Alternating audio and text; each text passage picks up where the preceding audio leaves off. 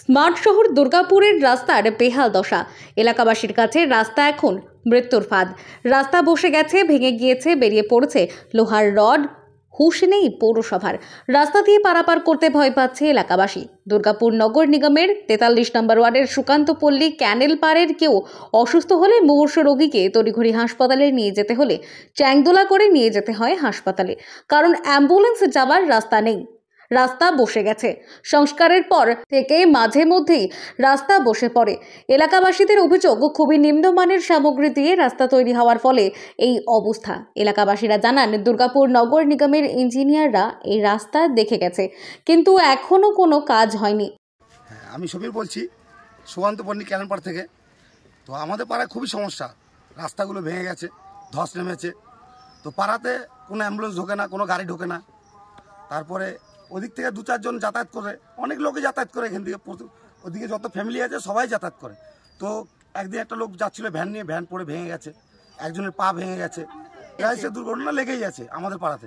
স্কুলে বাচ্চা আছে, তো গাড়ি তো ঢোকেই না আমাদের পাড়ায়, তো যাবে কি করে? সবাই তো যাতায়াত হেঁটে চায় মোড় মাথা থেকে স্কুল গাড়ি। ওই যাদের বাড়িতে খাট ফাট আছে বা কিছু নেওয়ার যাবতীয় জিনিস আছে, সেটাকে ধরে নিয়ে যাওয়া, 4-5 জন মিলে ধরে নিয়ে গিয়ে টোটোতে করে নিয়ে যাওয়া হয়। কিন্তু টোটো তো আগে যায় না, এই ভাঙনের এই পাশ থেকেই টোটো আসে বা গাড়ি আসে, এর আগে কিছু হয় না।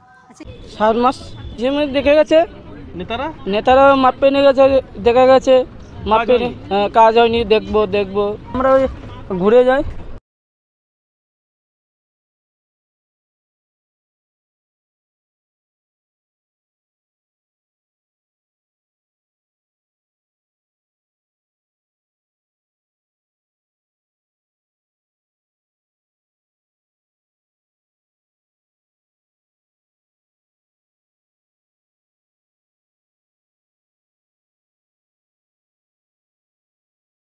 সমস্যাটা এই মানে রোড তৈরি করা হচ্ছে আর ভেঙে যাচ্ছে, বর্ষা এলেই ভেঙে যাচ্ছে, এত জল নামছে, ভেঙে যাচ্ছে, আমাদের মানে ঘর বাড়িও তলিয়ে যাচ্ছে।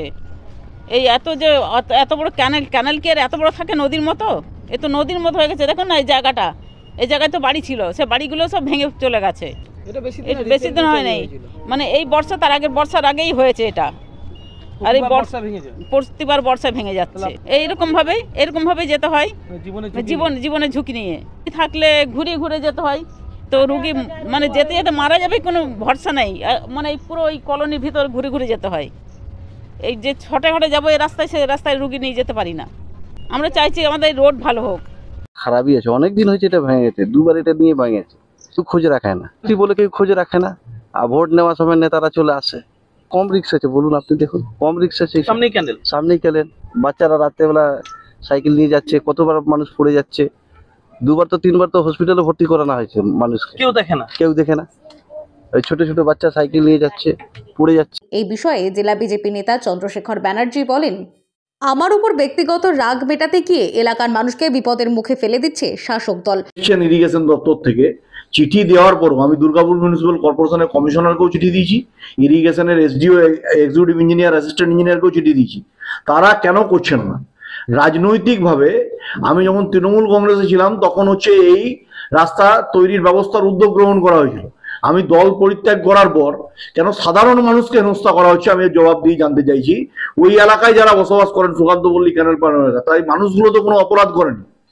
যদি আমার দল পরিবর্তনের কারণে, আমাকে অপরাধী সাজানোর কারণে যদি রাস্তায় এইভাবে মানুষকে হেনস্থা করা হয়, এটা হচ্ছে রাস্তা দেখাবে মানুষকে।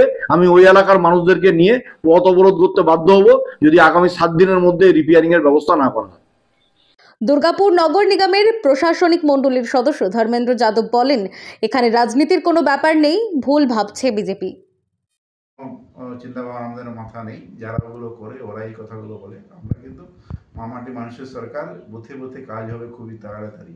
কোন বুথে কে জিতলো কে হারলো ওটা ম্যাটার নেই, এটা নির্দেশটা কিন্তু দিদির। যখন দিদি যে কথাটা বলেন বা আমাদের ইউথ থেকে অভিষেকগঞ্জ যে কথাটা বলেন, ওর কাছে গ্রাহ্য হয়, মানুষেরও লাভ পায়। আগামী দিন দেখবেন বুথে বুথে 10 লাখের কম হলেও কাজ পাবে, কর্পোরেশন এডিএ অন্যান্য নেতৃত্ব যে করবেন। তো এটা ভালো দিক। আর এইরকম এলিগেশন যদি কেউ লাগায়, আমার মনে হয় রাজনীতি ছাড়া, টিআরপি ছাড়া কিছু নেই।